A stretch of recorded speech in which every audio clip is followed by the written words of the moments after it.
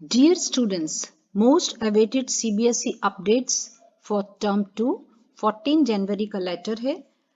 Sample question papers for term 2, examination of class 10th and 12th for the session 2021 and 22. Sample paper के आपको link दिए हुए हैं. Sample paper for class 10th and sample paper for class 12. Dear students, science sample question paper with solution के साथ मैं अंजलि सारस्वत आज आपके साथ हूँ. टर्म 1 आपने एमसीक्यू बेस दिया है. टर्म 2 टोटली डिस्क्रिप्टिव पेपर है, इसलिए आपको अपनी राइटिंग प्रैक्टिस पर बहुत ध्यान देना होगा. डिस्क्रिप्शन बॉक्स में आपको question paper plus marking scheme के लिंक्स भी प्रोवाइड करा दूंगी. नेक्स्ट वीडियो में मैं आपके लिए आपके साथ रिवीजन प्लान क्या रहेगा जिससे आप बेहतर से बेहतर सीख पाएं और बोर्ड एग्जाम में मैक्सिमम स्कोर कर पाएं, यह बताने वाले हूं. Be connected with me and learn more and more. Dear children, जैसे ही आप टर्म 2 10th सैंपल पेपर के लिंक पर क्लिक करेंगे आपको ये शीट मिल जाएगी. ठीक है, यहाँ देखिए फर्स्ट नंबर पर ही साइंस सैंपल क्वेश्चन पेपर, ये टर्म 1 दिया है, इससे हमारा कंसर्न नहीं है. टर्म 2 पर आइए sample question paper and MS means marking scheme. इसी तरह से डिफरेंट सब्जेक्ट्स के लिए दिए हुए हैं. ये देखिए Hindi A, Hindi B, home science, computer application, maths का भी बेसिक और स्टैंडर्ड. हम देखते जाइए सारे इसी तरीके से आपको सभी सब्जेक्ट्स के लिए सैंपल क्वेश्चन पेपर और उसका मार्किंग स्कीम अवेलेबल है. इसी तरीके से क्लास 12th के लिए अगर आप जाएंगे तो आपको क्लास 12th के लिंक से सारे पेपर्स मिल जाएंगे. Let's start solution of sample question paper for class 10th science. Code for science is 086. This is for term 2 2021-22. Children, marks 40, total maximum marks 40 and allotted time is 2 hours. General instructions देख लेते हैं quickly. All questions are compulsory. The questions paper has 3 sections and 15 questions. ABC 3 sections होंगे आपके और A part में 7 questions of 2 marks, यानी 2 marks के 7 questions, तो total हो गए 14. And section B has 6 questions of 3 marks. 3 marks के 6 questions, that means 18. And then section C has 2 case study based questions of 4 marks. 4 marks के 2 questions, यानी 8 marks और total हो गया आपका 40. यहाँ बहुत important बात आ गई कि case study based 2 questions इसमें included हैं. Internal choice have been provided in some questions. A student has to attempt only one of the alternatives in such question. Internal choice है question के बीच में और इस बार choice भी थोड़ा different है. अगर 3 options दिए हुए हैं तो उसमें एक ही 3 questions अगर दिए हुए हैं तो एक ही question में choice है, पूरा का पूरा complete question में choice नहीं है, ये ध्यान रखिएगा. So let's start with the question number 1. Section A, first question, that is for 2 marks.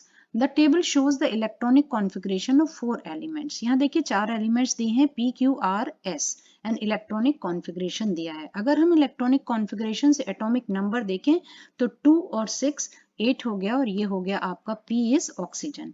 And then 2, 8, 1 11 and 11 is the atomic number of sodium. Chlorine 2, 8, 7, this is chlorine and S is 2, 8, 8, that is argon. ठीक है, 18 हो गया. Now the question is identify which elements will form covalent bond with carbon. आपको मालूम है कि covalent bond में क्या होगा, इलेक्ट्रॉन ट्रांसफर नहीं होगा, शेयर होगा. तो यहाँ अगर हम वैलेंसी को देखें तो यहाँ 2 electrons are required to complete its octet. यहाँ पॉसिबिलिटी है किसकी, कोवेलेंट बॉन्ड की, और यहाँ 7 इलेक्ट्रॉन्स रिक्वायर्ड हैं, या ये एक दे सकता है तो ये इलेक्ट्रॉन आयोनिक बॉन्ड फॉर्म होगा, जबकि 287 यहाँ भी कोवेलेंट बॉन्ड होगा. ठीक है, और 288 ये आपका कंप्लीट है, इनर्ट गैस है, तो इसका हमें कोई कंसर्न नहीं है. तो हम आंसर देख लेते हैं. हमारा जो करेक्ट आंसर होगा that is for P and R. Okay, हम side by side answer marking scheme में भी देखते जाते हैं. That is P and R. Right, चलिए सेकेंड क्वेश्चन ले लेते हैं. फर्स्ट क्वेश्चन का ही सेकंड पार्ट। ध्यान रखिए 2 मार्क्स का क्वेश्चन है तो 1 नंबर इसके लिए होगा और 1 मार्क इसके लिए होगा। B part is carbon reacts with an element in the above table to form several compounds. Give suitable reason. बहुत ही इंपॉर्टेंट क्वेश्चन है। आपको पता है कि कार्बन बहुत सारे कंपाउंड्स क्यों बनाता है। कार्बन का वर्सेटाइल नेचर है चिल्ड्रन, और आपको पता है कि यहाँ हम 2 प्रॉपर्टीज को बहुत इंपॉर्टेंट लेते हैं। एक होती है हमारी टेट्रावैलेंसी, कार्बन हैज 4 वैलेंसी, यहाँ क्लियर नहीं है, एंड 1 इज कैटिनेशन। एक इज टेट्रावैलेंसी, इसको मैं यहाँ लिख देती हूँ, that is tetravalency and catenation.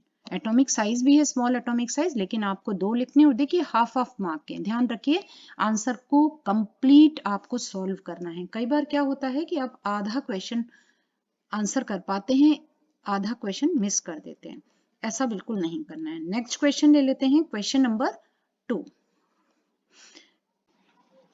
Question 2. The diagram below shows part of the periodic table. A. Which elements would react together to form covalent compounds?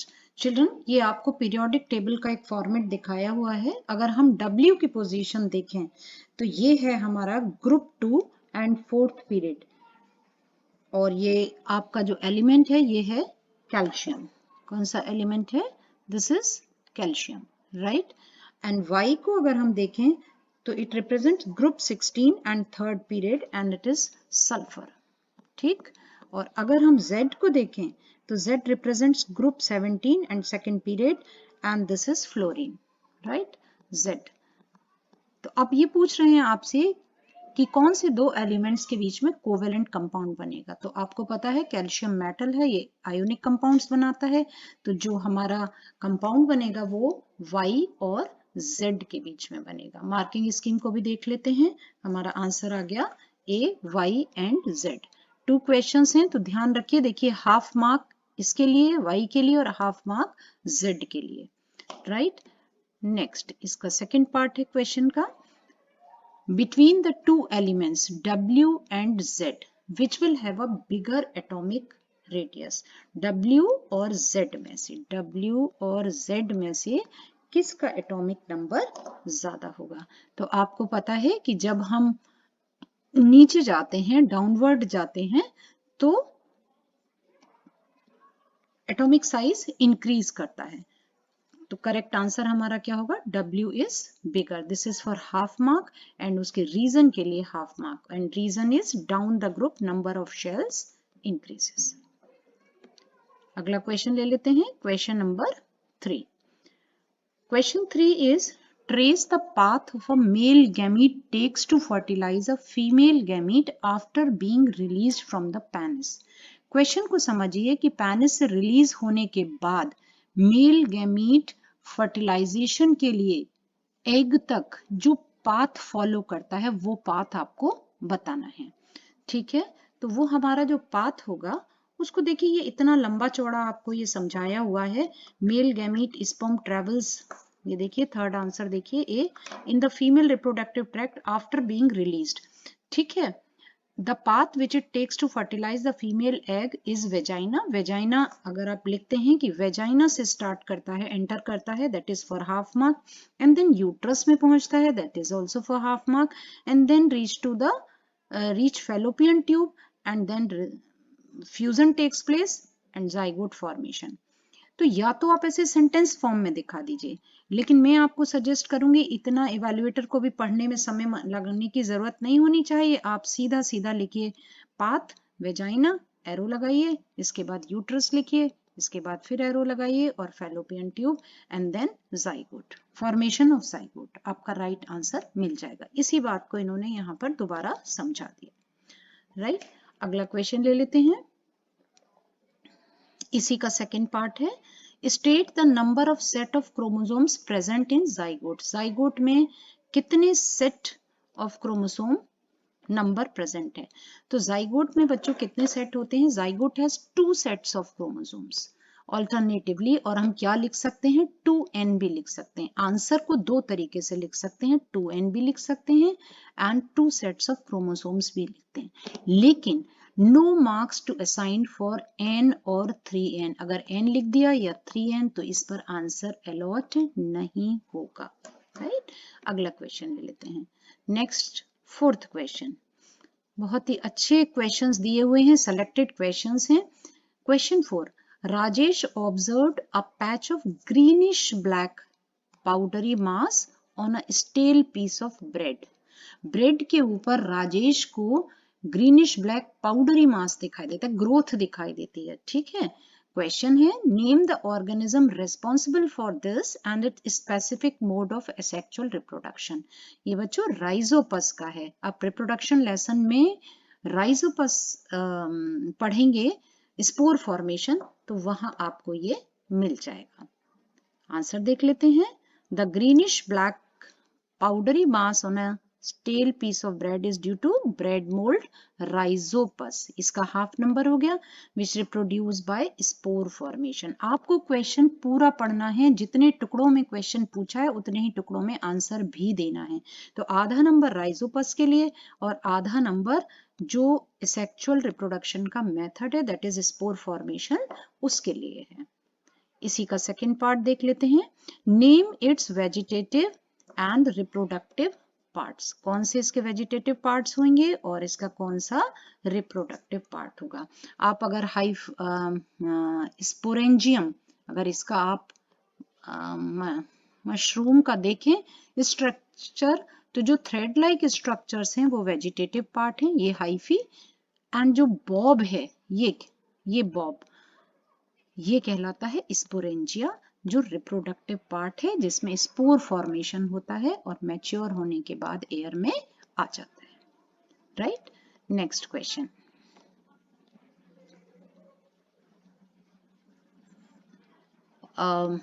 Answer की में भी हम देख लेते हैं, हो गया। हम नेक्स्ट क्वेश्चन ले लेते हैं। Question number 5, mustard was growing in 2 fields. बहुत अच्छा क्वेश्चन है। क्वेश्चन देखिए, mustard was growing in 2 fields A and B, while field A produced brown colored seeds, field B produced yellow colored seeds.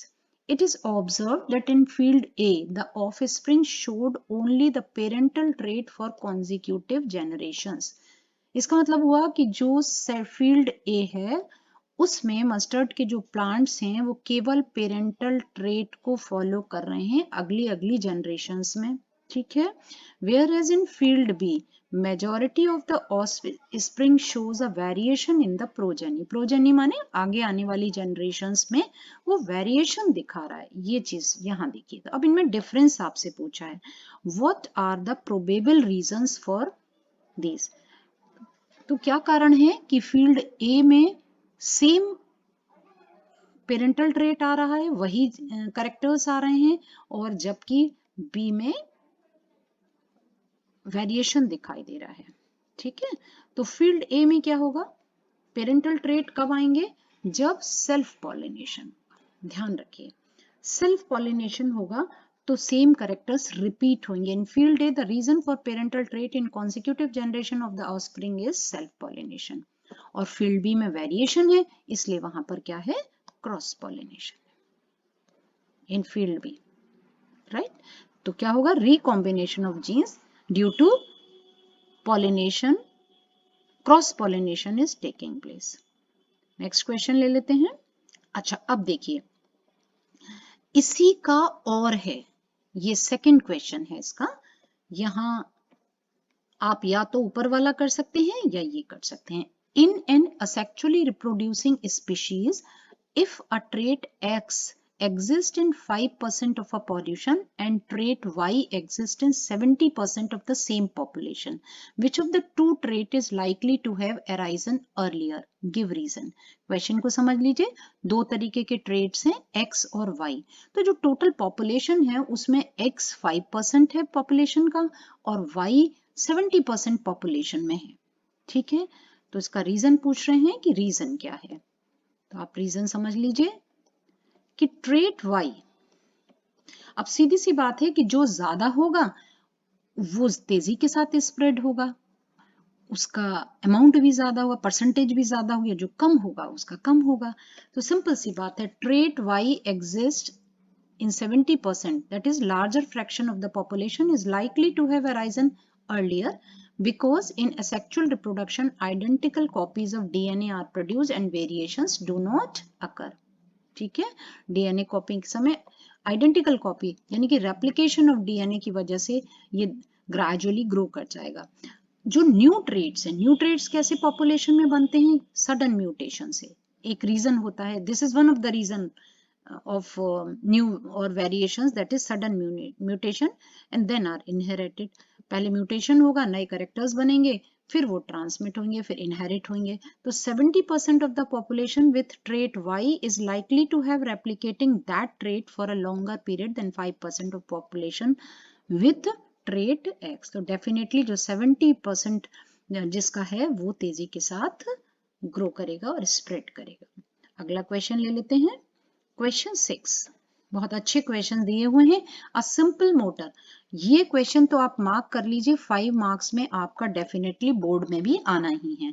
A simple motor is made in a school laboratory, यानी कि इस पर आपका principal, figure and function of split ring, working, कुछ भी किसी भी तरीके से ये आपका, अब 5 मार्क्स के क्वेश्चंस नहीं है तो 4 मार्क्स में आ सकता है। A simple motor is made in a school laboratory. A coil of wire is mounted on an axle between the poles of a horseshoe magnet as illustrated। देखिए ये मैग्नेट के नॉर्थ और साउथ पोल हैं और इसमें ये बीच में एक कॉइल दिया हुआ है और बैटरी के साथ कनेक्टेड है। सिंपल आपको मोटर का एक फिगर दिया है। In the example above, coil ABCD is horizontal and the battery is connected as shown। ये बैटरी लगी हुई है। अब क्वेश्चन समझते हैं। For this position state the direction of the force on the arm AB। इस आर्म में आपसे फोर्स का डायरेक्शन पूछा है, ठीक है। और आपको मालूम है कि मोटर हमारा किसके ऊपर बेस्ड है, किसके ऊपर बेस्ड होता है? फ्लेमिंग्स लेफ्ट हैंड रूल के ऊपर, ठीक है। और अगर हम फ्लेमिंग्स लेफ्ट हैंड रूल लगाते हैं तो इस में डाउनवर्ड आता है, ठीक है। ए और बी में जो फोर्स लगेगा, आप करके देखिएगा इस आर्म में लेफ्ट हैंड से, तो जो फोर्स है, जो थंब है, वो आपका नीचे की ओर जाएगा और करंट का डायरेक्शन ये है। तो ए बी जो साइड है वो नीचे जाएगी और ये दूसरी साइड ऊपर की ओर आएगी। इस तरीके से ये रोटेट करेगा। समझ में आ रहा है? अगला क्वेश्चन ले लेते हैं। फॉर दिस, ये डाउनवर्ड हो गया। बी ले लेते हैं। Why does the current in the arm BC not contribute to turning force on the coil. ये बात, अब ये आया BC, ये BC ये कंट्रीब्यूट फोर्स के लिए क्यों नहीं कर रहा है, इसको हम समझते हैं। बच्चों आप यहां देखिए कि जो मैग्नेटिक फील्ड का डायरेक्शन है वो भी यही है, समझ में आ रहा है। और यहाँ करंट का डायरेक्शन भी इस आर्म में यही है। तो जब ये पैरेलल होते हैं तो फोर्स एक्ट नहीं करेगा, ठीक है। बिकॉज क्वेश्चन आंसर देख लेते हैं। BC is in the same direction as the direction of field of lines. Force is minimum, है ना, मिनिमम फोर्स होगा when the direction of current in the conductor is same as that of the magnetic field। जब direction parallel होंगी तो minimum force करेगा। तो BC will not contribute as the force on this part of the coil will be cancelled by the force on DA। जो इसकी जो DA arm है, ये DA आर्म, ठीक है, DA आर्म, तो ये एक दूसरे को कैंसिल कर देंगे और इसका इफेक्ट नहीं पड़ेगा। तो ये 1 मार्क का हो गया। इसी का सेकंड क्वेश्चन ले लेते हैं। Why does the current in the arm BC, BC arm कौन सी है आपकी? ये वाली BC आर्म, ठीक है। Current in the arm BC not contribute to the turning force on the coil. ये तो हमने अभी भी कर ही लिया, मैंने रिपीट कर दिया इस क्वेश्चन को। इसका हम दूसरा पार्ट ले लेते हैं। या तो आप ये दोनों क्वेश्चंस करिए, ठीक है, 6 का पूरा मोटर के ऊपर करिए, या दूसरा एक इंपॉर्टेंट क्वेश्चन है जो सोलेनॉइड के ऊपर है, इस पर बात कर लेते हैं। A circuit contains a battery, a variable resistor and a solenoid। The figure below shows the magnetic field pattern produced by the current in the solenoid। ठीक है, ये आपकी NCERT का ही फिगर है। ये देखिए, ये कॉइल दिखाई हुई है, ये आपको ये कॉइल है और ये सोलेनॉइड बनाया हुआ है। यहाँ ये बैटरी से कनेक्टेड है, ये इसका पॉजिटिव टर्मिनल है, ये नेगेटिव टर्मिनल है, और नेगेटिव टर्मिनल की ओर नॉर्थ पोल बनता है और दूसरी ओर साउथ पोल बनता है। अब हम क्वेश्चन देख लेते हैं। क्वेश्चन ए है part, state how the magnetic field pattern indicates regions where the magnetic field is stronger। कहाँ पर मैग्नेटिक फील्ड ज्यादा होगी? तो हमेशा आप ध्यान रखिए जहां पर number of magnetic field lines ज्यादा होंगी, और कहां पर होती हैं ज्यादा? पोल्स पर होती हैं या एंड्स पर होती हैं। तो यहाँ पर सबसे ज्यादा मैग्नेटिक फील्ड स्ट्रॉन्ग होगी।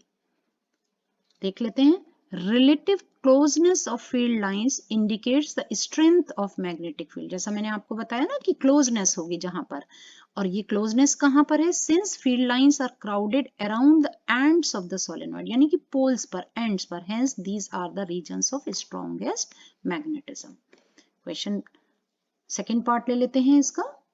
What happens to the magnetic field when the current in the circuit is reversed। अब देखिए सर्किट में ये आप बदल दीजिए, आपने पोलैरिटी चेंज कर दी, इसको प्लस कर दिया और इसको माइनस कर दिया। तो ये पूछ रहे हैं कि अगर what happens to the magnetic field when the current in the circuit, अगर करंट का डायरेक्शन हमने बदल दिया तो क्या होगा?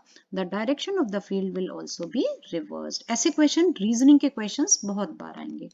नेक्स्ट क्वेश्चन ले लेते हैं। क्वेश्चन नंबर 7, ये आर एनवायरमेंट लेसन से है। Question 7, DDT was sprayed in a lake to regulate breeding of mosquitoes। Pesticide है जिस पर अब बैन लग चुका है। How would it affect the trophic levels in the following food chain associated with a lake? Justify your answer. 2 marks का है। एक जो आपको रीजन देना है कि कैसे ट्रॉफिक लेवल को ये अफेक्ट कर रहा है। ठीक है, अब देखिए इसको हम समझते हैं कि ये एक्वेटिक एनवायरनमेंट यानी पॉन्ड या लेक से है। प्लैंकटन, ये एक आपको फूड चेन दिखाया है। Plankton, then small fish, large fish and hawk. देखिए बायोमैग्निफिकेशन, आपको पता है कि बायोमैग्निफिकेशन का मतलब है कि जो पेस्टिसाइड्स होते हैं, जो केमिकल्स होते हैं, वो फूड चेन में ट्रांसफर होते हैं और एक एक करके, और जितना लेवल बढ़ता जाता है उतना ही इनका कंसंट्रेशन भी बढ़ जाता है। तो this question is based on biomagnification. Answer देख लेते हैं। DDT being a non-biodegradable pesticide will enter the food chain from the first trophic level, that is plankton। ये हाफ मार्क में आपको लिखना है। Non biodegradable pesticide accumulate progressively at each trophic level। मैंने आपको बताया हर लेवल पर इनकी परसेंटेज बढ़ती जाएगी। This phenomena is known as biological magnification. अगर आपने सिर्फ ये टर्म भी लिख दिया, even then you will get 1 mark. Hawk will have the highest level of pesticide. इस चेन में जो टॉप कार्निवोर होगा, जो टॉप पर होगा चेन में, उसमें मैग्निफिकेशन ज्यादा होगा, मैक्सिमम मैग्निफिकेशन होगा। ठीक है, जैसे मान लीजिए इस जगह पर मैन होता तो उसमें भी मैक्सिमम कंसर्न, यहाँ पर सबसे ज्यादा टॉप पर जो भी होगा उसमें बायोमैग्निफिकेशन ज्यादा होगा, हर लेवल से वो लेता जाएगा। इसी का एक और बहुत अच्छा सा क्वेश्चन दिया है चॉइस में इन्होंने 2 मार्क्स में। In the following food chain vertical arrows, vertical arrows का मतलब ये arrow A, C and E indicate the energy loss to the environment, and horizontal arrows, horizontal means ये B, D, horizontal arrows indicate energy transfer to the next trophic level। यानी कि जो vertical arrows हैं वो environment में जो energy जा रही है, यानी कि जो एनर्जी वेस्ट हो रही है उसको दिखा रहे हैं, और जो ये आपके जा रहे हैं एरोज हॉरिजॉन्टल, ये दिखा रहे हैं ट्रांसफर ऑफ एनर्जी एक लेवल से दूसरे लेवल तक, यानी कि ग्रीन प्लांट से हर्बीवोर को और हर्बीवोर से कार्निवोर को। Question is which one of the 3 vertical arrows A, C and E and which one of the 2 horizontal arrows B and D will represent more energy transfer? Give reason for your answer। इनमें से किस में ज्यादा energy transfer होगा? अब क्योंकि पहले vertical की बात की है तो हम वर्टिकल को देखते हैं। ठीक है, यहाँ आपको 10% लॉ याद रखना है, और मैं आपको सजेस्ट करूंगी कि आप 10% लॉ को मेंशन करते हुए ही आंसर दीजिए। मार्किंग स्कीम के अकॉर्डिंग हम अगर देखें तो A will represent more energy transfer as compare to C and E. देखिए जो ए है इसके पास हर्बीवोर ने सोलर एनर्जी ली है, ठीक है, मैक्सिमम एनर्जी है इसके पास, तो यहां से 10% लॉ के अकॉर्डिंग जो लॉस ऑफ हीट है वो भी सबसे ज्यादा होगा, इधर भी ए में सबसे ज्यादा होगा और इधर प्रोड्यूसर टू हर्बीवोर भी एनर्जी लेवल सबसे ट्रांसफर सबसे ज्यादा होगा। ठीक है, पूरा आंसर पढ़ लेते हैं हम। A will represent more transfer of energy as compared to C and D, and B will represent more energy transfer as compared to D। ठीक है, ये भी एक आंसर देने का तरीका है और ये भी एक आंसर देने का तरीका है। मैं आपको कहूंगी आप 10% लॉ के बेस पर कहिए तो वही आंसर समझ लेते हैं। In accordance with 10% law of transfer of energy in a food chain, only 10% of energy available at one trophic level is transferred to the next trophic level। यानी कि एक से एनर्जी ट्रांसफर होती है एक लेवल से दूसरे तक, तो केवल एनर्जी का जो टोटल एनर्जी उस लेवल पर है उसका केवल 10% ट्रांसफर होता है। कुछ पार्ट एनिमल की ग्रोथ, डाइजेशन, मेंटेनेंस के लिए यूज होता है और बाकी इन्वायरमेंट में वेस्ट हो जाता है। उसी बात को इस पैरा में बताया है। When green plants are eaten by primary consumers, a great deal of energy is lost as heat to the environment, some amount goes into digestion and in doing work. कुछ उसके पर्सनल काम के लिए आ गई और बाकी rest towards growth and reproduction. An average of 10% of food eaten is made available for the next level of consumer. This loss of energy takes place at every trophic level. Children, science में आपके जो answers हो वो बहुत specific होने चाहिए। ठीक है, नेक्स्ट क्वेश्चन ले लेते हैं हम सेक्शन बी का, that is first question. Choose question 8। Choose an element from period 3 of modern periodic table that matches the description given below in each instance. Give reason for your choice. पहला है it has similar structure to diamond। अब diamond का मतलब है carbon, ठीक है। it has same valency as lithium, यानी कि अगर हम पीरियोडिक टेबल से पोजीशन को देखें तो कार्बन जिस ग्रुप में एग्जिस्ट कर रहा है वहीं से हमको एक एलिमेंट लेना है। अगर हम बात करें लिथियम की तो लिथियम हमारा फर्स्ट ग्रुप का है और यहीं से हमको जिसकी वैलेंसी 1 हो उसको लेना है। थर्ड देख लेते हैं, it has variable valency and its member of oxygen family, यानी कि एक ग्रुप 16 का मेंबर लेना है। तो हमें ये पता होना चाहिए कि डायमंड कार्बन है, लिथियम फर्स्ट ग्रुप का है, कार्बन का हमें ग्रुप मालूम होना चाहिए और ऑक्सीजन का ग्रुप 16। आंसर की से देख लेते हैं तो देखिए सिलिकॉन कहाँ फॉल कर रहा है, कार्बन वाले ग्रुप में, और टेट्राहेड्रल स्ट्रक्चर है कार्बन की तरह, या टेट्रावैलेंसी है कार्बन की भी और कैटिनेशन भी शो कर रहा है। ठीक है, ये भी रीजन दे सकते हैं, 2 रीजन आपको देने हैं, और कोवेलेंट बॉन्डिंग भी शो करता है कार्बन की तरह। सेकंड था हमारा लिथियम, और लिथियम के साथ उसी ग्रुप में हम देखें तो सोडियम, लिथियम की भी वैलेंसी 1 है और इसकी भी वैलेंसी 1 है। थर्ड था हमारा ऑक्सीजन, और 16th ग्रुप में फॉल करता है हमारा सल्फर ऑक्सीजन के साथ। जैसे सल्फर अपने ऑक्साइड्स बनाता है, ऑक्सीजन बनाता है, ऐसे ही ऑक्साइड्स बनाता है sulphur dioxide and sulphur trioxide. दोनों के ही रीजन आपको हाफ ऑफ मार्क करके 3 मार्क्स दिया हुआ है। अगला क्वेश्चन ले लेते हैं, question number 9। How many isomers are possible for the compound with the molecular formula C4H8? Draw the electron dot structure of branched chain isomer। पहला क्वेश्चन देखिए, C4H8 ये किस जनरल फॉर्मूले पर बेस्ड है? CnH2n, यानी कि n number of carbon atom, अगर यहाँ पर 4 हैं तो 4, और यहाँ n की जगह अगर आप 4 रखेंगे तो 2 into 4, तो ये आपका क्या है? ईन है। एक होता है एल्केन और फिर आता है एल्कीन और फिर एल्काइन, तो ये एल्कीन है। समझ में आ रहा है आपको? CnH2n पर बेस्ड है। ठीक है, अब इसके आपको आइसोमर्स बताने हैं और ब्रांच्ड आइसोमर का स्ट्रक्चर बताना है। आंसर की देख लेते हैं तो देखिए इसमें कितने बॉन्ड्स बनेंगे, 4 और आपसे क्वेश्चन पूछा था कितने बॉन्ड नहीं कितने आइसोमर्स बनेंगे, तो 4 आइसोमर्स आर फॉर्म। अब ये स्ट्रक्चर आपको दिखाया है, तो देखिए यहाँ ध्यान से देखिए, आप 2 कार्बन एटम है, C2 हो गया और C4 आपको दिखाया है C4H8, ठीक है।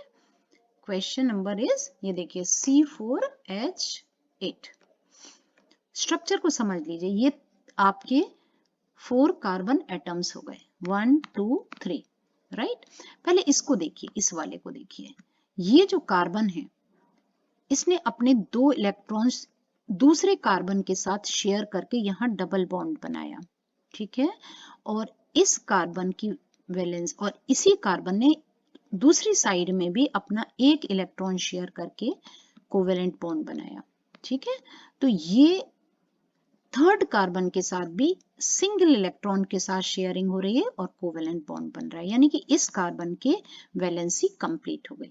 अब हम अगर लेफ्ट वाले कार्बन को देखें तो 1 2 3 4 और एक एक इलेक्ट्रॉन शेयर किया तो 5 6 7 8, ये वैलेंसी भी कंप्लीट हो गई। इसी तरीके से इसमें और इस तरीके से इसमें।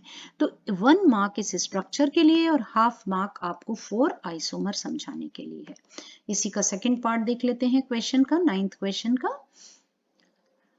How will you prove that C4H8 and C5H10 are homologous? Homologous के लिए आपको पता होना चाहिए बच्चों कितना डिफरेंस होना चाहिए homologous सीरीज के लिए, CH2।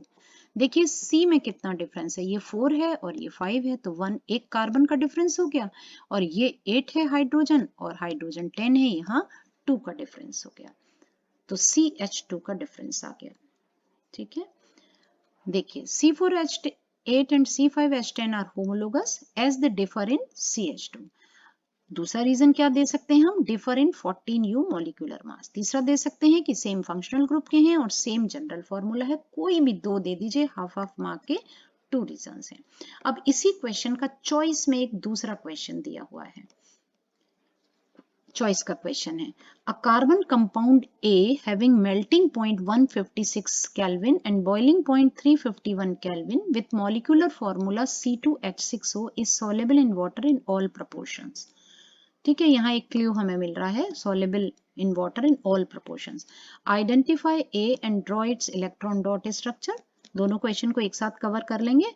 पहले A का डायग्राम बनाना है इलेक्ट्रॉन डॉट स्ट्रक्चर, और दूसरा देना है give the molecular formula of any 2 homologues of A. देखिए, तो अगर हम बात करें तो ये हमारा हुआ C2H5OH। इधर देखिए, ये दिया है ना C2H6O, तो इसको हम ऐसे भी लिख सकते हैं, ये OH यानी कि ये अल्कोहलिक ग्रुप है C2H5OH, ठीक है। और कंडेंस्ड फॉर्म में इसको C2H6O भी लिख सकते हैं, इसलिए आपको कोई कंफ्यूजन नहीं होना चाहिए। और इसका स्ट्रक्चर ठीक इसी तरीके से, यहाँ डबल बॉन्डिंग थी लेकिन यहाँ सिंगल सिंगल शेयर करेगा और कोवेलेंट बॉन्ड बना के बन गया इथेनॉल, ठीक है। तो ये इथेनॉल का फॉर्मूला हो गया। अब इसी के आप दूसरे ले लीजिए, अगर आप C2 की जगह आप 1 ले रहे हैं तो CH3OH, फॉर्मूला वही रहेगा, C3H7OH are homologs of ethanol, ठीक है। और क्या लिख सकते हैं हम इसके, इसी को हम CH4O भी लिख सकते हैं। देखो CH4H हो गए, 3 ये हो गए और 1 हो गया, तो CH4O लिख सकते हैं। C3 यहाँ हो गए तो C3H हो गया, H7 प्लस 1 H8 हो, तो ये दोनों तरीके से हम इसको मेंशन कर सकते हैं। नेक्स्ट क्वेश्चन ले लेते हैं, क्वेश्चन नंबर 10। ये आपके जेनेटिक्स से यानी कि हेरिडिटी से रिलेटेड है, मेंडल्स लॉ पर है। Question 10, 2 P plants, one with round yellow seeds. ये देखिए डबल आर डबल वाई दिखाया हुआ है, यानी कि ये डाई हाइब्रिड क्रॉस पर बात करने जा रहे हैं आपसे, और दोनों ही डोमिनेटिंग कैरेक्टर हैं। एंड ये किसके हैं, एक पी प्लांट के। विथ रिंकल्ड ग्रीन, ये दोनों ही आपको स्मॉल लेटर्स में रिप्रेजेंट कर रहे हैं, यानी कि रिसेसिव कैरेक्टर्स हैं। Produce F1 progeny. अब आपको मालूम है कि progeny that have round yellow seeds, round yellow seeds आए। तो देखिए राउंड येलो, ये जो राउंड था डोमिनेटिंग था, येलो भी डोमिनेटिंग था, जबकि रिंकल्ड और ग्रीन दोनों ही रिसेसिव हैं। F1 जनरेशन में आपको मालूम है कि that is known as law of dominance. तो आपको डोमिनेटिंग करेक्टर्स जो फिनोटाइप में लेगा, अगर मैं इसको भी पढ़ूं, ये देखिए इसको भी पढ़ूं, ये तो इसका जीनोटाइप है F1 जनरेशन का, ठीक है। तो ये हुआ capital R, capital Y, small Y, यानी कि डोमिनेटिंग करेक्टर फिनोटाइपिकली दिखेगा लेकिन रिसेसिव करेक्टर जीनोटाइपिकली प्रेजेंट होगा। ये F1 जनरेशन है, ठीक है। आगे इसको समझेंगे। When F1 plants are self pollinated, यानी कि इसी को हमने क्या कर दिया, सेल्फ पॉलिनेट कर दिया। Which new combination of characters is expected in F2 progeny? आपको बच्चों इस चैप्टर में दो ही चीजें बहुत इंपॉर्टेंट याद रखनी है, एक मोनोहाइब्रिड क्रॉस और एक dihybrid cross, law of dominance and law of inheritance, ठीक है। तो F1 प्लांट जब सेल्फ पॉलिनेट होते हैं तो ये सेग्रीगेट कर जाते हैं और जो रिसेसिव करेक्टर था वो F2 जनरेशन में अपीयर हो जाता है। Which new combination of character is expected in F2 progeny? F2 progeny में कौन सा नया करेक्टर प्रेजेंट होगा? पहला question, how many seeds with these new combination of character will be produced when a total 600 seeds are produced in F2 generation? अगर F2 generation में total 160 seeds produce हो रहे हैं तो जो नए करेक्टर्स आए, न्यू कॉम्बिनेशन आए, वो कितने सीड्स होंगे? चलिए मैंने आपको बेसिक बात समझा दी है, क्वेश्चंस देख लेते हैं हम। तो राउंड ग्रीन हमारे कितने होंगे? ये हाफ मार्क पहला आपको लिखना है कि राउंड ग्रीन आएगा और 30 सीड्स होंगे। रिंकल्ड येलो फिर हाफ मार्क के लिए और इसके भी 30 सीड्स होंगे। New combinations are produce, new combination क्यों बन रहे हैं? Because of the independent inheritance of seed shape and seed colour trait. This is Mendelism और मेंडल का लॉ है, जिस पहला मैंने आपको बताया लॉ ऑफ डोमिनेंस और दूसरा ये है law of inheritance of gametes, ठीक है। अगला क्वेश्चन ले लेते हैं, क्वेश्चन नंबर 11। क्वेश्चन नंबर 11 आपका फिजिक्स का है, इलेक्ट्रिसिटी के ऊपर है। It would cost a man ₹3.50 to buy 1 kilowatt hour of electrical energy from the main electricity board. Electricity board से एक व्यक्ति को इतने किलोवाट एनर्जी यानी कि 1 किलोवाट एनर्जी चाहिए और उसका रेट है ये 3.50। His generator has a maximum power of 2 kilowatt. ये पी दिया है आपको, क्या दिया है? ये पी दिया है, ध्यान रखिएगा। सबसे पहले न्यूमेरिकल में आप गिवन वैल्यूज लिखा करिए, नोन वैल्यूज, और उसके बाद अननोन वैल्यू को क्वेश्चन मार्क लगाया करिए। The generator produces energy at this maximum power of 3 hours. ये टाइम दिया है, ठीक है। Calculate how much it would cost to buy the same amount of energy from the main electricity board. ये आपको एक नंबर का क्वेश्चन है। देखिए बिल्कुल सिंपल है, आपको क्या करना है, एनर्जी कंजम्पशन निकालना है। तो और हमारा फॉर्मूला होता है energy is equal to power into time, E is equal to P into T, ठीक है। E कितना दिया है आपको, पावर कितनी दी है 3 एंड टाइम दिया है 2। फिर से देख लीजिए अगर कोई कंफ्यूजन है तो। देखिए पावर मैंने आपको बताया था 2 किलोवाट और टाइम दिया था 3 आवर्स, ठीक है। सीधा सीधा 6 किलोवाट आ गया, 1 मार्क का हो गया। अब हमें कॉस्ट निकालनी है, तो 6 किलोवाट आवर टोटल कंजम्पशन हो रहा है और ₹3.5 यानी कि 3.50 इसकी कॉस्ट है। तो टोटल कॉस्ट आ जाती है, उसका खर्चा कितना आएगा, ₹21, राइट। इसी का सेकेंड क्वेश्चन देख लेते हैं, बी पार्ट देख लेते हैं। A student boils water in an electric kettle for 20 minutes. 20 minutes के लिए ये हो गया आपका time. Using the same main supply he wants to reduce the boiling time of water. वो जो पानी गर्म कर रहा है वो चाहता है कि मुझे 20 मिनट से कम समय लगे। टू डू सो ही इंक्रीज और decrease the length of the heating element. उसको हीटिंग एलिमेंट जो वायर है उसकी लेंथ को बढ़ाना चाहिए या घटाना चाहिए। अब बच्चों यहां आपको ये कॉन्सेप्ट बिल्कुल क्लियर होना चाहिए कि लेंथ, रेजिस्टेंस और लेंथ का क्या रिलेशनशिप है। ठीक है, factors resistance is directly proportional to length of the wire and inversely proportional to the cross sectional area. ठीक है, तो लेंथ कम कर अगर हम बढ़ाते हैं तो रेजिस्टेंस बढ़ जाएगा और रेजिस्टेंस बढ़ जाएगा तो करंट पे इफेक्ट पड़ेगा नेगेटिव. तो so to reduce the boiling time using the same main supply, the rate of heat production should be large. We know that P is equal to V square upon R. से भी अगर हम देखें तो V is constant, V constant है और R should be, R क्या होना चाहिए इस हिसाब से हमारा कम होना चाहिए. देखो जब R की वैल्यू कम होगी तो P की वैल्यू ज्यादा आएगी, पावर ही तो बढ़ानी है हमको. और R is directly proportional to L. ये देखिए ये L है, 1 नहीं है, ये मैंने आपको यहाँ बताया. So it should be decreased. ठीक है, वायर की जो वैल्यू है, जो कंडक्टर है, उस कॉइल को हम कम कर देंगे. नेक्स्ट क्वेश्चन देखते हैं, क्वेश्चन नंबर 12. ये भी इलेक्ट्रिसिटी पर बेस्ड है, सीरीज एंड पैरेलल कॉम्बिनेशन पर. ऐसे क्वेश्चंस बहुत आते हैं बच्चों और बहुत सिंपल भी हैं, लेकिन आपको पता होना चाहिए कि कैसे हम समझें कि ये पैरेलल में है, ये सीरीज में है. अगर सीरीज पैरेलल का जंक्शन आपको समझ आ गया तो आपको कोई दिक्कत नहीं होने वाली है. ठीक है, इस क्वेश्चन को देखते हैं. ये देखिए इसमें in the above circuit if the current reading in the ammeter A is 2 ampere, ये 2 एम्पियर का करंट है इसमें. What would be the value of R1, इसकी वैल्यू पूछिए आपसे. समझ में आ रहा है? R1 की वैल्यू देखिए. अब हम पहले समझते हैं.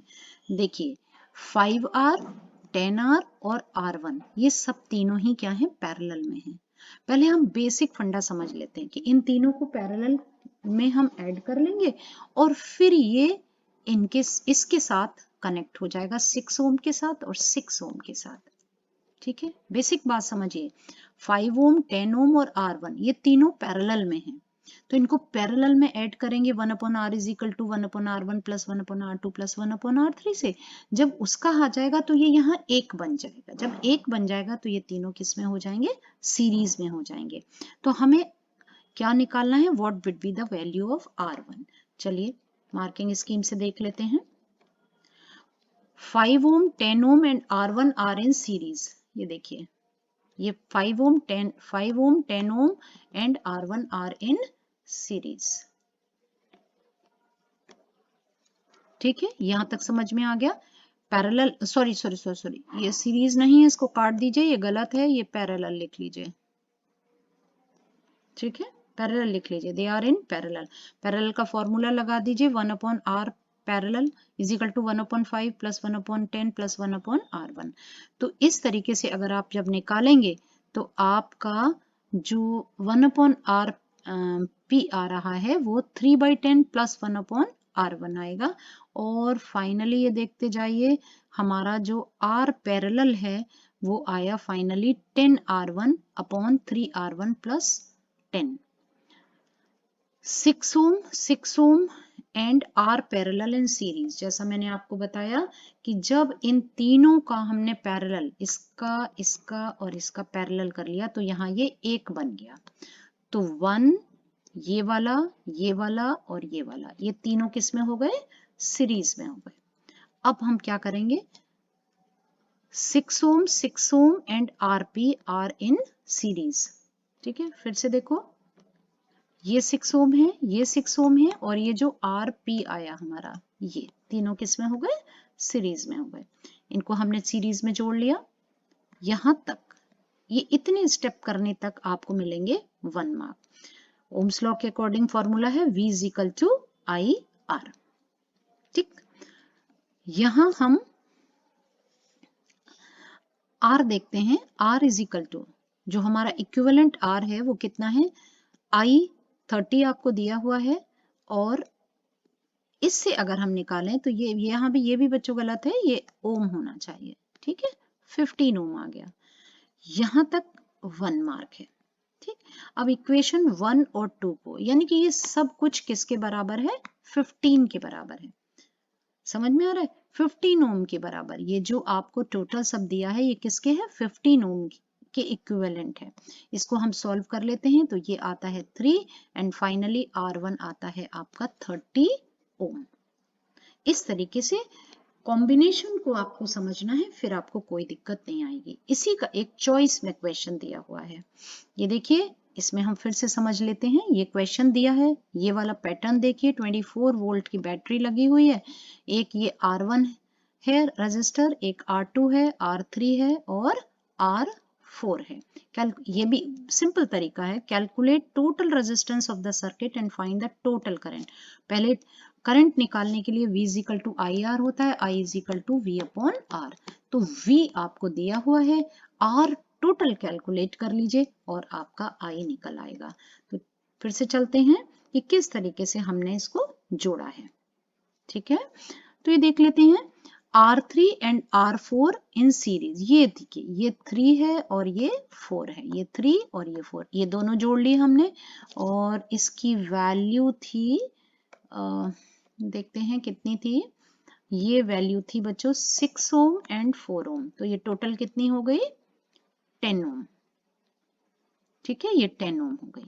तो इन दोनों का मिलाकर हमने बना लिया ये एक 10 ओम का। अब ये और ये पैरेलल हो गया। जब हमने इसको पैरेलल से निकाला तो ये 1 2 3 4, तो हमने ये R5 निकाला। ये हमने क्या निकाला, R5। R5 हमारा हो गया 10 ओम। अब R5 और R6 हमारा टोटल, तो R5 and R2 are in parallel. ठीक है, पैरेलल में हो गई। अब हम इसको फिर से क्या करें, इसको पहले हमने ये दो को सीरीज में, देखो ये दो को जोड़ा, ये R5 आ गया। अब ये जब एक कॉमन हो गया तो ये वाला और ये वाला क्या हो गए, पैरेलल हो गया। तो ये R5 और ये R2 था, ये पैरेलल में हो गए। और जब इनको हमने पैरेलल में सॉल्व कर लिया, ठीक है, तो ये हमारे पास आ गया R6 की वैल्यू आ गई। ठीक है, R6। अब ये देखिए, ये पूरा और ये दोनों हो गए सीरीज में और ये आ गया आपका, ये 5 ओम था, ये 7 ओम था और सीरीज में हो गया आपका 12 ओम। बाय ओम्स लॉ इतना हो गया।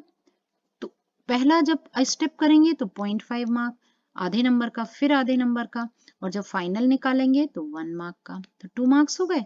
1 मार्क में आपको टोटल निकालनी है करंट। फॉर्मूला वही है, I is equal to V upon R।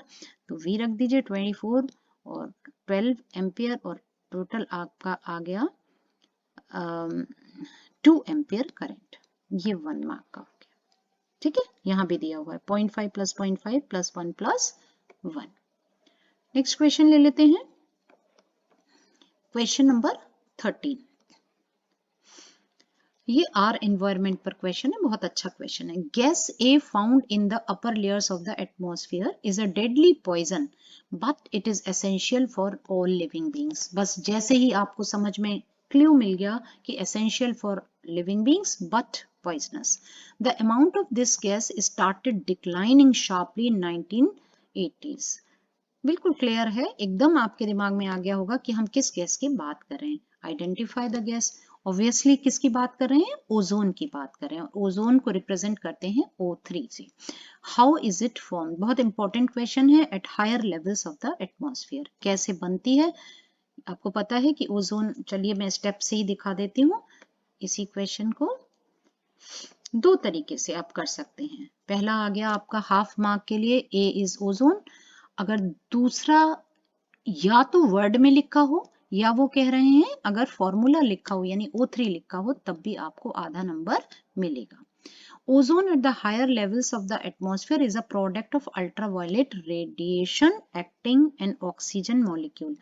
ये बच्चों लंबा चौड़ा एक्सप्लेनेशन है, या तो आप इस तरीके से लिख दीजिए या alternatively accept the following equation, या इस तरीके से लिख दीजिए। मैं आपको कहूंगी कि जो ज्यादा एकदम देखकर इवेल्युएटर को समझ में आता है वो स्टेप्स में लिखी हुई चीजें समझ में आती हैं। तो I prefer this type of answer कि oxygen in the presence of ultraviolet rays breaks into atomic form of oxygen and atom of oxygen combines with oxygen molecule or gaseous gas and forms O3। मैं इस answer को prefer करूंगी। वैसे ये description है, इसको आप पढ़ लीजिएगा। इसी चीज को एक्सप्लेन किया है, दोनों ही फॉर्मेट में सही है। इसी का दूसरा क्वेश्चन देख लेते हैं। Why is it essential for all living beings? इससे आपको मालूम है कि ओजोन हमें एक अम्ब्रेला की तरह से प्रोटेक्ट करती है। अल्ट्रावायलेट रेडिएशन से प्रोटेक्ट करती है। State the cause for the depletion, और डिप्लेशन का रीजन भी मालूम है, जनरल क्वेश्चन है। Ozone shields the surface of the earth, protects living organisms from ultraviolet radiation. इसका हो गया आपका हाफ मार्क। और डैमेज कौन करता है? क्लोरोफ्लोरोकार्बन या CFCs। या तो आप वर्ड्स में भी लिख दें, और अगर आपने CFCs भी लिख दिया, even then you will get 1 half mark, which are used as refrigerate, cooling के लिए काम आते हैं CFCs। In fire extinguisher, lead to depletion of ozone layer. इसी की जिसे हम होल की बात करते हैं ना, कि ozone thinning of ozone layer ना, जिसकी वजह से दिक्कत हो रही है। तो ये आपको एक्सप्लेनेशन यहाँ पर देना है, राइट। नेक्स्ट क्वेश्चन ले लेते हैं। 2 more questions are left. Video लंबा होगा, लेकिन आपको एक एक क्वेश्चन को बहुत अच्छे के साथ करना है। क्वेश्चन सभी बहुत अच्छे। देखिए अब सेक्शन सी में एक बहुत इंपॉर्टेंट बात है जो मैंने बिगनिंग में भी आपको बताई। This section has 2 case study based questions 14 and 15. Each case is followed by 3 sub questions A, B and C. Her question के 3 क्वेश्चंस हैं, ठीक है, सब क्वेश्चंस हैं।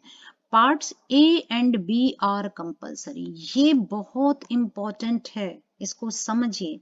However, an internal choice has been provided in part C। केवल जो choice है वो पार्ट सी के लिए है। ये जो और लगा हुआ है ये केवल पार्ट सी के लिए है। ए और बी कंपलसरी हैं करने के लिए। कहीं आपको ये कंफ्यूजन ना हो जाए कि या तो मैं ये एबीसी कर लूं या फिर ये कर लूं नीचे का। नो, ये this choice is only for सब क्वेश्चन सी। ऐसे ही 15 क्वेश्चन में भी, ठीक। चलिए क्वेश्चन करते हैं। साहिल परफॉर्म्ड एन एक्सपेरिमेंट, फिर से ये हेरिडिटी पर आ गया। To study the inheritance pattern of genes he crossed tall pea plants. ये टॉल है, फिनोटाइप टॉल है, और डोमिनेटिंग है बिकॉज कैपिटल से दिखा रहे हैं। विथ शॉर्ट पी प्लांट्स, ये ड्वार्फ हैं, शॉर्ट प्लांट्स हैं, रिसेसिव कैरेक्टर है। और जीनोटाइप इसका है स्मॉल टी।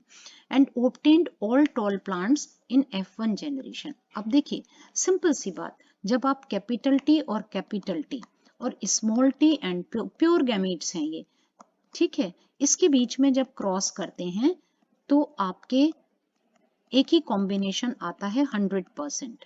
क्या कॉम्बिनेशन आता है? That is capital T and small T. तो देखिए इसका जीनोटाइप तो कैपिटल टी और स्मॉल टी है जो इससे डिफर करता है, ठीक है। ये भी टॉल कहलाएगा और ये भी टॉल कहलाएगा, लेकिन जीनोटाइप दोनों का अलग है, ठीक है। ये डोमिनेटिंग है, ये प्योर है, ठीक है। तो F1 जनरेशन में 100% टॉल प्लांट्स आएंगे, लेकिन उनका जीनोटाइप ओरिजिनल से डिफरेंट होगा। यहाँ टॉलनेस का करेक्टर ट्रेट डोमिनेट कर रहा है, जबकि ड्वार्फनेस और शॉर्टनेस का रिसेसिव करेक्टर है। इसी पर बेस्ड क्वेश्चन है आपके। ए है what will B set of genes present in F1 generation. F1 generation में कौन सी जीन्स प्रेजेंट होंगे? देखिए मैंने आपको बताया ये कौन से जीन्स का मतलब है, this is genotype, this is genotype, ठीक है। और फिनोटाइप इसका हुआ टॉल। दूसरा क्वेश्चन देख लीजिए, 1 मार्क का हो गया। इसका सेकंड क्वेश्चन देखते हैं। Give reason why only tall plants are observed in F1 progeny. अभी भी मैंने आपको समझाया कि F1 जनरेशन में हमेशा डोमिनेटिंग कैरेक्टर appear होता है। Traits like T are called dominant traits, while those that behave like small t are called recessive traits. ये लिख सकते हैं आप। Alternatively accept the definition of dominant। आप dominant और recessive का trait का definition भी दे सकते हैं, लेकिन मेरे हिसाब से ये आंसर एकदम appropriate है, आप इस पर चाहिए। और क्या लिख सकते हैं? और बता सकते हैं कि law of dominance with example capital T and small T, जैसे मैंने आपको वहां क्वेश्चन के साथ समझाया। इसी का सी पार्ट देख लेते हैं। When F1 plants were self pollinated. अब F1 प्लांट्स कौन से हैं? ये कैपिटल टी और स्मॉल टी। इसी को सेल्फ पॉलिनेट करना है, ठीक है। जब आप इसको सेल्फ पॉलिनेट करते हैं तो आपके पास 3 कॉम्बिनेशंस आते हैं। आपने इससे किया तो ये आया capital T, capital T capital T. इसको इससे किया तो भी आया कैपिटल टी स्मॉल टी। इससे किया, इसको किया तो ये आया कैपिटल टी स्मॉल टी, और इसको इससे किया तो ये आया स्मॉल टी। तो देखिए दो तरीके के कॉम्बिनेशन आ गए। ये मैं यहाँ पर फिर से लिख देती हूँ, कैपिटल टी कैपिटल ई, ये होमोजाइगस आ गया, ये दोनों हेट्रोजाइगस आ गए, और ये फिर होमोजाइगस आ गया। तो रेशियो हमारा क्या बनता है, 2:1:1। 4 में से 2 होमोजाइगस, सॉरी इसको हटा दीजिए, इसको 1 काट दीजिए, 1:2:1। ठीक है, एक प्योरली होमोजाइगस जो टॉलनेस को दिखाएगा, एक प्योरली होमोजाइगस जो शॉर्टनेस को दिखाएगा, और एक प्योर, और दो आपके कैसे जो आपको कैपिटल टी और स्मॉल टी रिप्रेजेंट करेंगे, लेकिन फिनोटाइपिकली वो टॉल होंगे। फिनोटाइपिकली अगर हम देखें तो रेशियो होगा 3:1। इसी बात को हम मार्किंग स्कीम से समझ लेते हैं। आउट ऑफ, ये देखिए कैपिटल टी और 2 हो गए आपके कैपिटल टी स्मॉल टी, और 1 हो गया ये डोमिनेटिंग, ये रिसेसिव, और ये आपका capital T small T. Out of 800 plants, अब इसी रेशियो से आप लगा लीजिए, 600 प्लांट्स टॉल होंगे और 200 प्लांट्स विल बी स्मॉल। 3:1 का रेशियो। ठीक है, इसी का एक अगला क्वेश्चन ले लेते हैं। चॉइस में फिर से समझ लीजिए, ये सी का और है, ओनली सी के लिए है। ठीक, मैं अगर ठीक है, when F1 plants were cross pollinated with plants having small t genes, a total of 800 plants were produced। अगर F1 को क्रॉस पॉलिनेट किया गया स्मॉल टी के साथ और टोटल आए 800 plants, how many of these would be toll. फिर से ये क्रॉस करके देख लीजिए, and medium height and short height, give the genotype of the F2 generation. बिल्कुल ठीक इसी तरीके से आपको क्रॉस करके देख लेना है, और आप जो आंसर पाएंगे इस क्रॉस में आपको, ये देखिए कैपिटल टी स्मॉल टी हमारा F1 का आया था, और ये रिसेसिव के साथ हमने करा है। तो जब हम क्रॉस करके देखेंगे तो 400 toll with genotype capital T small t and 400 short small t and small t plant will be produced। ये देखिए 50% 50% का रेशियो क्रॉस करने के बाद। लास्ट क्वेश्चन हम देख लेते हैं, question number 15। Ansari sir was demonstrating an experiment in his class with the setup as shown in the figure below। ये देखिए एक सेटअप तैयार किया गया है, ये स्टेशनरी कॉइल है, ये कॉइल दिखाई हुई है, ये गैल्वेनोमीटर है, ये इसमें मूविंग मैग्नेट है, मूविंग मैग्नेट यानी कि इसको अप एंड डाउन किया जा रहा है, अप एंड डाउन किया जा रहा है स्प्रिंग को।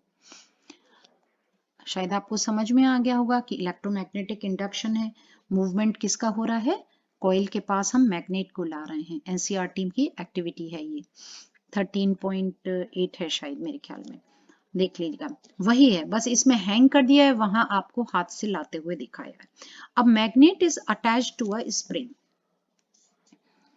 ये देखिए एक मैग्नेट लगा दिया north south. The magnet can go in and out of the stationary coil, coil के अंदर वो जा रही है आ रही है, ठीक है। He lifted the magnet and released it to make it oscillate through the coil। coil के अंदर बाहर उसको कर रहे हैं। Based on your understanding of the phenomena, answer the following question। ठीक है, इमीडिएटली आपको इलेक्ट्रोमैग्नेटिक इंडक्शन दिमाग में आ जाना चाहिए। क्वेश्चन 1 है, what is the principle which Ansari sir is trying to demonstrate. क्या दिखाना चाह रहे हैं Ansari sir? Sir is trying to demonstrate the principle of electromagnetic induction। ठीक है, क्वेश्चन 2 इसी का बी पार्ट देख लेते हैं। What will be observed when the magnet starts oscillating through the coil? Explain the reason behind this observation। बच्चों इस activity को अगर हम समझें तो जैसे ही करंट इंड्यूस होगा, ये गैल्वेनोमीटर है, तो गैल्वेनोमीटर का नीडल या तो इस साइड या इस साइड, यानी कि डिफ्लेक्शन शो करेगा। बहुत इंपॉर्टेंट क्वेश्चन है ये। एक्टिविटी इस फॉर्मेट में दे दी है, वैसे एनसीईआरटी का जो है, क्योंकि ये केस स्टडी है, कुछ तो इसमें डिफर करना ही था। तो आपको मालूम है कि जब भी, पहले मैं आपको इसका कॉन्सेप्ट समझा देती हूँ कि जब भी मैग्नेट मूवमेंट में होगी तो जो इलेक्ट्रोमैग्नेटिक फ्लक्स है यानी कि इलेक्ट्रोमैग्नेटिक लाइंस ऑफ फोर्स हैं उनका नंबर चेंज होगा, और जब नंबर चेंज होगा तभी करंट इंड्यूस होगी, और मोमेंटरी करंट इंड्यूस होगी तो गैल्वेनोमीटर डिफ्लेक्शन शो करेगा। बहुत इंपॉर्टेंट बात कि अगर मैग्नेट स्टेशनरी हो जाए, मैग्नेट को रोक दिया जाए, तो क्या करंट प्रोड्यूस होगा। इस क्वेश्चन से हटकर भी हो सकता है ये, लेकिन आपको पता है और पता होना चाहिए। तो स्टेशनरी कंडीशन में कोई भी गैल्वेनोमीटर में डिफ्लेक्शन ऑब्जर्व नहीं होगा, बिकॉज मैग्नेटिक लाइंस का नंबर चेंज नहीं होगा, यानी कि मैग्नेटिक फ्लक्स चेंज नहीं होगा। समझ में आ गया? मैग्नेटिक फ्लक्स चेंज नहीं होगा। Is it clear children? Is it clear? Magnetic flux change नहीं होने की वजह से कोई भी गैल्वेनोमीटर में डिफ्लेक्शन शो नहीं होगा। ये बहुत इंपॉर्टेंट है। व्हाट इज द प्रिंसिपल, ये हो गया। क्वेश्चन 2 ले लेते हैं। What will be observed when the magnet starts oscillating through the coil, explain the reason behind this. ठीक है, चलिए। There will be induced current in the coil due to relative motion between the magnet and the coil. मैंने आपको बता दिया, changing the magnetic field around the coil generates induced current. अभी अभी मैंने काफी सारा आपको क्लियर कर दिया, तभी केवल करंट प्रोड्यूस होगा। थर्ड क्वेश्चन ले लेते हैं इसका। क्वेश्चन सी पार्ट ले लेते हैं। Consider the situation where the magnet goes in and out of the coil, कि अगर मैग्नेट अंदर बाहर जा रही है, state two changes which would be made to increase the deflection in the galvanometer. Galvanometer में अगर हमें चेंज करना है तो हम क्या करें? अगर हम उसको टू एंड फ्रो मोशन में ले रहे हैं और हम चाहते हैं, क्या दो चेंजेस हो सकते हैं डिफ्लेक्शन को बढ़ाने के लिए? ठीक है, डिफ्लेक्शन को बढ़ाने के लिए कौन से दो चेंजेस हम ले सकते हैं, कर सकते हैं? देखते हैं। दो चीजें हो सकती हैं, या तो हम using a stronger magnet, magnet strong ले लें, और using a coil with more number of turns, using a coil with more number of turns. आपको पता है कि मैग्नेटिक स्ट्रेंथ किसके ऊपर डिपेंड कर रही है? कॉइल की स्ट्रेंथ पर। ठीक है, और मैग्नेट स्ट्रॉन्ग है और ये भी स्ट्रॉन्ग है। कोई भी दो तरीके अगर हम पूछे जाए तो ये दोनों ही अपनी जगह सही है। लास्ट क्वेश्चन हमारा रह गया। लास्ट क्वेश्चन अगर हम देखें तो ये फिर से मैं आपको समझा दूं, ये केवल सी के लिए चॉइस है। Is there any difference in the observations in the galvanometer when the magnet swings in and then out of the stationary coil? ये देखिए वही क्वेश्चन आ गया। Justify your answer. Magnetic flux change नहीं होगा तो स्टेशनरी कॉइल में deflection भी नहीं होगा। ये देखिए, when the magnet moves into the coil the ammeter, ये शोज अ मोमेंटरी, पहली बात तो ये अमीटर नहीं है, ये गैल्वेनोमीटर है, शोज अ momentary deflection towards one side से लेफ्ट, या तो लेफ्ट में चला गया गैल्वेनोमीटर की needle. When the magnet moves out of the coil the ammeter, फिर ये अमीटर आ गया, ये गैल्वेनोमीटर है, शोज अ मोमेंटरी डिफ्लेक्शन, लेकिन ये ऑपोजिट डायरेक्शन में होगा, यानी कि जब हम अंदर लाएंगे तो एक डायरेक्शन होगी, बाहर लाएंगे तो डायरेक्शन बदल जाएगा। नाउ टुवर्ड्स राइट, अगर पहले लेफ्ट में था तो अब राइट में हो जाएगा, अगर पहले लेफ्ट में था तो वो चेंज हो जाएगा। This is due to changing magnetic field या flux associated with the coil as the movement magnet moves in and out. या तो आप ये लिख सकते हैं, फिर दूसरा तरीके से भी दिया है, the flux increases when the magnet goes in and it decreases when the magnet goes out. जब मैग्नेट बच्चों क्लोज लाते हैं तो ज्यादा मैग्नेटिक लाइंस एंटर करती हैं, तो जो इंड्यूस्ड करंट है उसकी वैल्यू भी बढ़ती है और डिफ्लेक्शन भी ज्यादा होता है, और जब दूर ले जाते हैं तो मैग्नेटिक लाइंस कम हो जाती हैं, उनका नंबर, और मतलब जो एंटर कर रही हैं वो कम हो जाती हैं, और डिफ्लेक्शन भी कम हो जाता है। फिर से समझ लीजिए, अगर हम पास में, दो तीन चीजें इंपॉर्टेंट है, अगर हम मैग्नेट को पास ला रहे हैं तो डिफ्लेक्शन होगा एक डायरेक्शन में, अगर वापस पीछे ले जा रहे हैं तो डिफ्लेक्शन होगा लेकिन ऑपोजिट डायरेक्शन में। तीसरी चीज, अगर मैग्नेट को हम स्टेशनरी कर दें, रोक दें, तो डिफ्लेक्शन नहीं होगा। ये बात हमको ध्यान रखना है। ठीक है, so thank you so much children, बहुत पेशेंटली आप इसको करिए एंड आई होप कि आप कुछ चीजें क्लियर हो गई होंगी। दूसरी बात, अगर आप डिफरेंट कॉन्सेप्ट्स को डिटेल में समझना चाहते हैं तो आप मुझे बताएं, कमेंट करके बताएं, जिससे मैं उसी छोटे छोटे टॉपिक को आपको इलेबोरेट करके अच्छे से समझा सकूं। मान लीजिए किसी एक्टिविटी को आपको समझना है, या आप किसी लॉ को समझना चाह रहे हैं, सपोज 10% लॉ या डोमिनेंट करेक्टर या कोई भी चीज आप समझना चाह रहे हैं, तो आप उसको मुझसे पूछ सकते हैं। ठीक है, and wish you all the very best. बहुत अच्छी तैयारी करिए, और आपके लिए अगला वीडियो है कैसे आपको रिवीजन मुझे कराना है, तो आप मेरे साथ कनेक्टेड रहिए एंड प्लीज टेल मी कि आप कितना समझ पाए। So wish you all the best. फिर मिलते हैं नई इंफॉर्मेशन के साथ।